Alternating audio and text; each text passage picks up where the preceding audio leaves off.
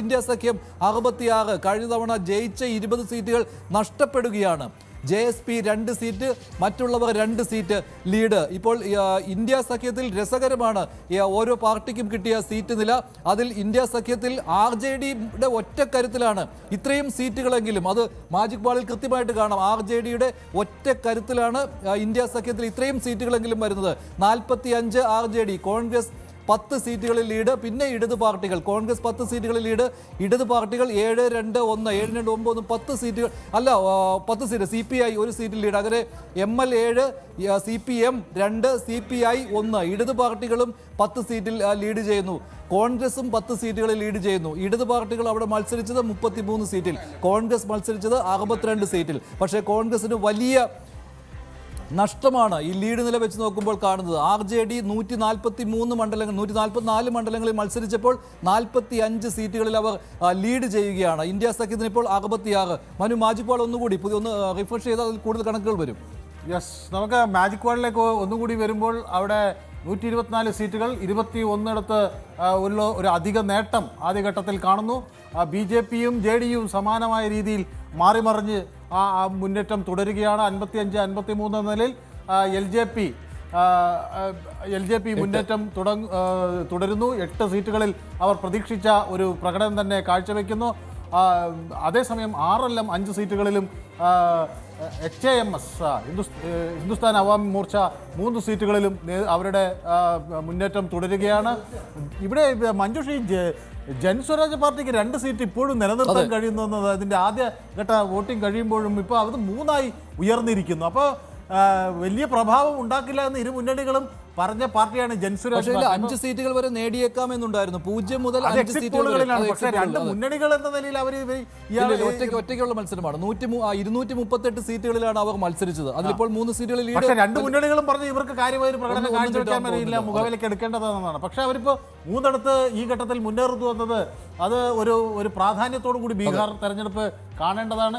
India സഖ്യത്തിൻ്റെ ഇതിൽ ഇടതു പാർട്ടികൾക്ക് അവരുടെ ശക്തി അപ്പോഴും വലിയ പ്രശ്നമില്ലാതെ നിലനിർത്താൻ കഴിയുന്നു. കോൺഗ്രസ് നേരിയ മെച്ചം കാണുന്നുണ്ട് കേട്ടോ. 11 സീറ്റുകളിൽ കോൺഗ്രസിന്റെ ഒരു പ്രകടനം. 11 സീറ്റ് എന്ന് പറയുമ്പോൾ മനു, കഴിഞ്ഞ തവണ 19 സീറ്റ് അല്ലേ? കഴിഞ്ഞ തവണ 19 സീറ്റുകൾ നേടാൻ കോൺഗ്രസിനോട് കഴിഞ്ഞിരുന്നത്. 19 ഒന്നും അല്ലായിരുന്നു, 70 സീറ്റുകളിലാണ് ജയിച്ചുള്ളൂ. ഇത്തവണ അത്രയും സീറ്റുകൾ മത്സരിച്ചില്ല. 62-61 സീറ്റുകളിലാണ് മത്സരിച്ചത്. അവിടെയാണ് ഇത്തവണ 11 സീറ്റുകളിൽ മാത്രം ലീഡ്. ആ താരതമ്യം നേരത്തെ 5 ഒറ്റ സംഖ്യയായിരുന്നു. ഇപ്പൊ അത് കുറെ കൂടി മെച്ചപ്പെട്ട് 11ലേക്ക് എത്തിയിരിക്കുന്നു. അപ്പൊ ഇരട്ട സംഖ്യ ആക്കാൻ കഴിഞ്ഞു. അല്ലെങ്കിൽ കഴിഞ്ഞ 19 സീറ്റുകൾ കിട്ടിയിരുന്നു കഴിഞ്ഞ തവണ. അല്ല, ഇത്തവണ തുടക്കത്തിൽ നേരത്തെ പരമാവധി 9 സീറ്റുകൾ വരെ വന്നിരുന്നു. സംഖ്യയായിരുന്നു. അത് ഇരട്ട സംഖ്യ ആക്കാൻ കഴിഞ്ഞു എന്നത് ഇപ്പോൾ ഒരു ആശ്വാസകരമാണ്. പക്ഷേ RJD കഴിഞ്ഞ തവണത്തെ ആ നിലയിലേക്ക് വരുവാനുള്ള സാധ്യത ഇപ്പോൾ കുറവാണ്. കഴിഞ്ഞ തവണ 75 സീറ്റുകൾ നേടി ഏറ്റവും വലിയ ഒറ്റ പാർട്ടിയായത് RJD ആണ്. പക്ഷേ 46 കുറവാണ് അവർക്ക്.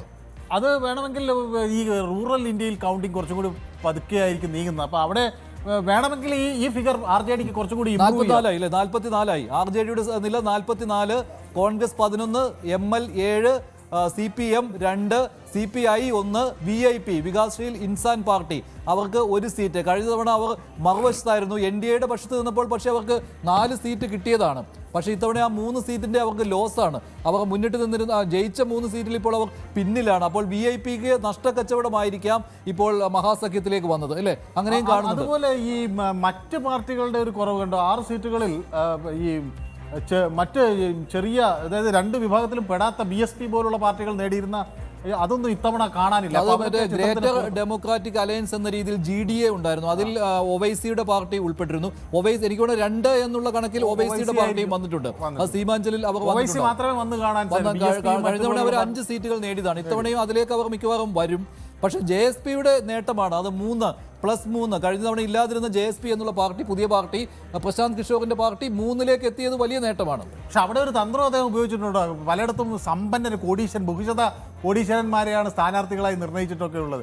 ഇവ ധാർമ്മികത പറയുമ്പോഴും വലിയ സമ്പന്നരെ കണ്ടെത്തി തെരഞ്ഞെടുപ്പ് നിർത്താനുള്ള ആ ഒരു സ്ട്രാറ്റജി അദ്ദേഹം ഉപയോഗിച്ചു. മൊത്തം ഫിഗർ നോക്കുമ്പോൾ ഇപ്പോഴത്തെ ഇത് മാപ്പ് നോക്കുമ്പോൾ അതിൽ കൃത്യമായിട്ട് ആ കളർ അടയാളപ്പെടുത്തിയിൽ തന്നെ അറിയാം ഇപ്പോൾ NDAയിൽ എങ്ങനെയാണെന്ന്. കൃത്യമായിട്ട് പച്ചക്കളറിൽ ഉള്ളത് JDUവിന്റെ സീറ്റുകളും മറുവശത്ത് കാണുന്നത് BJPയുടെ ലീഡുകളുമാണ്. അപ്പോൾ ഏതാണ്ട് തുല്യമാണ്, ഏതാണ്ട് തുല്യ രീതിയിൽ നീല കളറിൽ ബി ജെ പി ആണ് ഇപ്പൊ കൂടുതൽ നേട്ടം ബി ജെ പി ആണ് കൂടുതൽ സീറ്റുകളിൽ കാണുന്നത്. കാവി കളറിൽ കാണുന്നത് ബി ജെ പിയുടെ ലീഡാണ്. മറുവശത്ത് പച്ച കാണുന്നത് JDU ആണ്.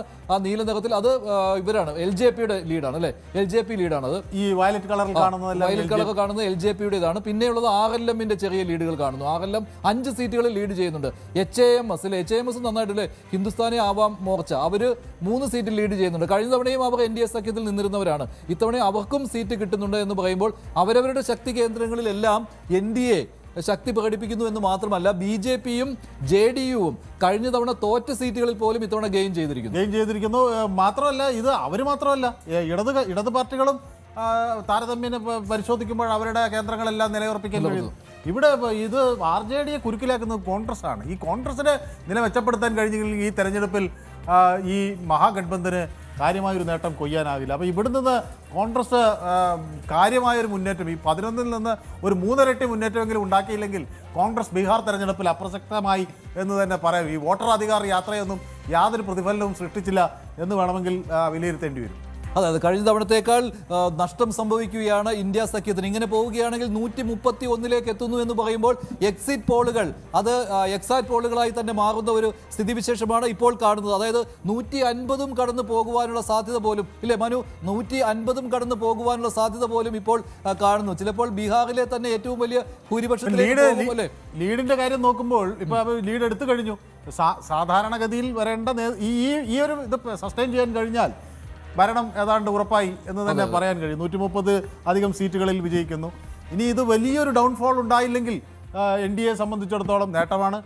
മാത്രമല്ല, ഇതൊരു ഈ ഏർലി ട്രെൻഡ്സ് ആണെങ്കിൽ കൂടിയും ഇതിൻ്റെ ഒരു പെർഫോമൻസ് നോക്കുമ്പോൾ ആ ഏർലി ട്രെൻഡ്സിൽ ഇന്ത്യ സഖ്യത്തിന് കാര്യമായൊരു പ്രകടനം കാഴ്ചവെക്കാൻ കഴിയുന്നില്ല എന്നുള്ളതാണ്. പ്രത്യേകിച്ച് കോൺഗ്രസ്സിന് ഒട്ടും കഴിയുന്നില്ല എന്നുള്ളതാണ്. അത് കോൺഗ്രസ്സിന് ഈ ഒരു ഒറ്റ ഇരട്ട സംഖ്യയിലേക്ക് കട്ടിച്ചെത്താൻ കഴിഞ്ഞു എന്നതിനപ്പുറത്തേക്ക് നോക്കിയാൽ കോൺഗ്രസിൻ്റെ ഒരു പെർഫോമൻസ് വല്ലാത്ത ഒരു ആശയക്കുഴപ്പത്തിലാണ് എന്ന് മനസ്സിലാക്കേണ്ടിയിരിക്കുന്നു. അവിടുന്ന് മാറാത്ത സാഹചര്യത്തിൽ ഇന്ത്യ സഖ്യത്തിന് ബീഹാറിൽ കാര്യമായി ഒന്നും ചെയ്യാൻ കഴിയില്ല. RJDക്ക് കഴിഞ്ഞ വർഷത്തെ ആ ഒരു നേട്ടം ഇല്ലെങ്കിൽ കൂടിയും 44 ഇടങ്ങളിൽ അവർക്ക് മുന്നിട്ട് നിൽക്കാൻ കഴിയുന്നുണ്ട്. അപ്പോൾ 22 സീറ്റുകൾ നഷ്ടമായിരിക്കുന്നു. അതിൽ 7 കോൺഗ്രസിൻ്റെയാണ്, ബാക്കി RJDയുടേതുമാണ്. മഞ്ജുഷ, നമുക്ക് റീജിയൻ തിരിച്ചുള്ള ഒരു കണക്ക് കൂടി നോക്കാം. കഴിഞ്ഞ തവണത്തെയും ഇത്തവണത്തെയും എങ്ങനെയാണ് പെർഫോമൻസ് എന്ന് നോക്കാം.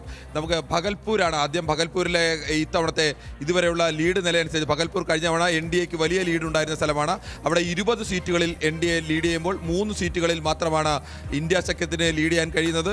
കഴിഞ്ഞ തവണത്തെ ആ ഒരു വലിയ മുന്നേറ്റം ഇത്തവണയും NDAക്ക് ഈ ഭഗൽപൂർ മേഖലയിൽ തുടരാൻ കഴിയുന്നുണ്ട് എന്നുള്ളതാണ്. അടുത്തത് ഭോജ്പൂരാണ്. ഭോജ്പൂരെ സംബന്ധിച്ച് കഴിഞ്ഞ തവണ വലിയ ലീഡ് ഇന്ത്യ സഖ്യത്തിന് നേടിയ ഒരു സ്ഥലമാണ്. ഇന്ത്യ സഖ്യം വലിയ ലീഡ് നേടിയ സ്ഥലത്ത് ഇന്ത്യ സഖ്യം ഇപ്പോഴും ചെറിയ ലീഡാണ്. അത് 17-16 എന്നുള്ളതാണ്. കഴിഞ്ഞ തവണ അങ്ങനെ ആയിരുന്നില്ല. നേരെ ഇരട്ടിയോളം സീറ്റുകളിൽ അവിടെ ജയിച്ചത് ഈ മേഖല എന്ന് പറയുന്നത്, ഉത്തർപ്രദേശുമായി അതിർത്തി പങ്കിടുന്ന ഈ മേഖല എന്ന് പറയുന്നത് RJDയുടെ ശക്തി കേന്ദ്രമാണ്. ഈ RJDയുടെ ശക്തി കേന്ദ്രത്തിൽ വലിയ ഇരട്ടിയിലധികം സീറ്റുകളാണ് കഴിഞ്ഞ തവണ ഇന്ത്യ സഖ്യം RJDയൊക്കെ നേടിയത്. അവിടെ പക്ഷേ ഇപ്പോൾ 17-16 ആ ഇന്ത്യ സഖ്യത്തിൻ്റെ ശക്തി മേഖലയിലേക്ക് BJPക്ക് കടന്നു കയറാൻ കഴിഞ്ഞിരിക്കുന്നു എന്നതുകൂടി കാരണം. ഇനി നമുക്ക് മഗധാണ്. മഗധും കഴിഞ്ഞ തവണ ഇന്ത്യ സഖ്യത്തിൻ്റെ വലിയ മുന്നേറ്റം ഉണ്ടാക്കിയ സ്ഥലങ്ങളായിരുന്നു. മറ്റിടത്തെ മുന്നേറ്റങ്ങളൊക്കെ കടത്തിവിട്ടിയത് അങ്ങനെയാണ്. ഇന്ത്യ അവിടെ ഇപ്പോൾ 23 സീറ്റുകളിലാണ് NDA മുന്നേറുന്നത്. ഇന്ത്യ സഖ്യം 13 സീറ്റുകളിലേക്ക് താഴ്ന്നിരിക്കുന്നു.